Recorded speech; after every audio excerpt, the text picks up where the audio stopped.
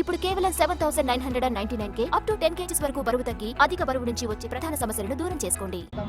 యాదమ్మ కృష్ణయ్య గారికి, సరళ పుల్లారెడ్డి గారికి, మల్లాగౌడ్ గారికి, గౌరవ కార్పొరేటర్లు, గౌరవ ఎంపీపీలు, కోఆపరేటివ్ చైర్మన్లు, పార్టీ సీనియర్ నాయకులు, ప్రజా ప్రతినిధులు, మండల పార్టీ అధ్యక్షులు, పట్టణాధ్యక్షులు, కౌన్సిలర్లు, బీఆర్ఎస్ ఉద్యమకారులకు, మా సంగారెడ్డి జర్నలిస్టులందరికీ పేరు పేరున నమస్కారం తెలియజేస్తా ఉన్నాను.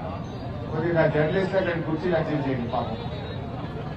అయితే ఈరోజు కాంగ్రెస్ పార్టీ మోసపూరితపు వాగ్దానాలు చేసి అధికారంలోకి వచ్చి ఇవాళ కాంగ్రెస్ ప్రభుత్వం రైతుల గుండెల మీద దండింది.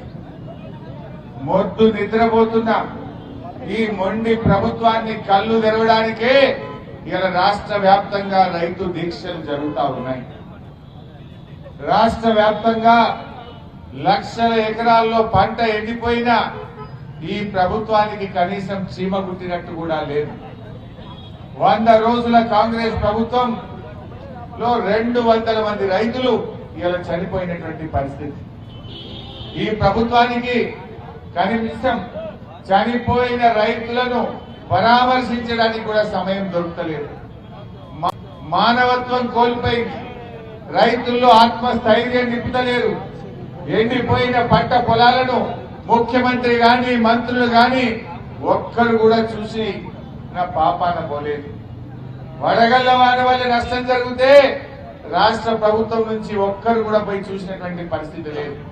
అంటే ఇలా రాష్ట్రంలో కాంగ్రెస్ ప్రభుత్వం రైతు వ్యతిరేక ప్రభుత్వంగా తయారైంది. కేసీఆర్ గారు వ్యవసాయం దండగా అన్నటువంటి గత ప్రభుత్వ నినాదాన్ని, నానుడిని మార్చి వ్యవసాయాన్ని పండగగా మార్చి చూపించిండు కేసీఆర్. కానీ కాంగ్రెస్ వచ్చింది, మళ్లీ కరెంటు కోతలు మోపైనాయి, మోటార్లు కాలుతా ఉన్నాయి, పంటలు ఎండుతా ఉన్నాయి, రైతులకు నీళ్లు తక్కువైనాయి, నీళ్లు ఎక్కువైనటువంటి పరిస్థితి నేటి కాంగ్రెస్ ప్రభుత్వ హయాంలో కనబడతా ఉంది. ఇలా రైతన్నల్ని కాంగ్రెస్ పార్టీ నానా ఇబ్బందులు పెడతా ఉంది. కేసీఆర్ హయాంలో పుట్ల కొద్ది వడ్లు పండిస్తే కాంగ్రెస్ హయాంలో రైతులకు పుట్టెడు కష్టాలు మిగిలినటువంటి పరిస్థితి ఏర్పడ్డది. మేము ఒకటే కోరుతా ఉన్నాం, ఈ ప్రభుత్వం వెంటనే కళ్ళు తెరిచి రైతుల్ని కాపాడాలి. రాజకీయాలు పక్కన పెట్టండి. ఎలక్షన్లు వచ్చినాయి, కోడ్ వచ్చినాయని మీరు తప్పించుకోవాలని చూస్తే రైతులు మిమ్మల్ని క్షమించరు అని చెప్పి నేను హెచ్చరిస్తా ఉన్నా. పనికి మాలిన మాటలు బంద్ చేయండి, చిల్లర రాజకీయాలు మానండి, ఎండిన పంటలకు సహాయం చేయండి అని చెప్పి మేము ఈ ప్రభుత్వాన్ని డిమాండ్ చేస్తా ఉన్నాం. మీరు ఎంతసేపు కేసీఆర్ ను తిట్టడం ద్వారానో, బీఆర్ఎస్ పార్టీ మీద బూద జల్లడం ద్వారానో ఈ రాష్ట్ర ప్రజల దృష్టి మరలుస్తామంటే అది అయ్యే పని కాదు.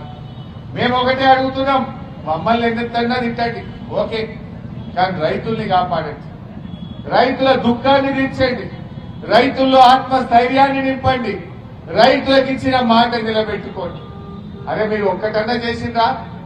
100 రోజుల్లో 6 గ్యారెంటీలు అమలు చేస్తామన్నారు, 13 హామీలు అమలు చేస్తామన్నారు. రైతులకు ఇచ్చిన ఒక్క మాట కూడా కాంగ్రెస్ పార్టీ